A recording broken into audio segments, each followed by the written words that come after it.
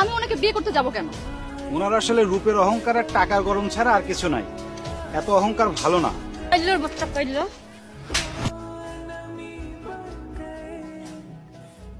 আপনার তো কপাল দিয়ে রক্ত বেরোচ্ছে।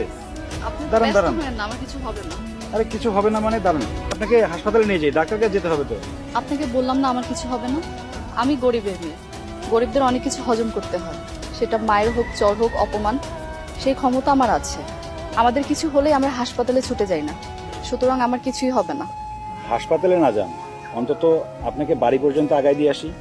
আসলে মাঠটা তো আপনি আমার জন্যই খেয়েছেন, এইটুকু যদি আপনার জন্য করতে না পারি, নিজের বিবেকের কাছে খুব অপরাধ বোধ কাজ করবে। তারা আসতে হবে না, ওই সামনেই আমার বাড়ি, আমি এখন যেতে পারবো। আমার উপরে রাগ রাখবেন না, আসলে আমার কারণেই আপনার বান্ধবী আপনাকে অপমানটা করবে।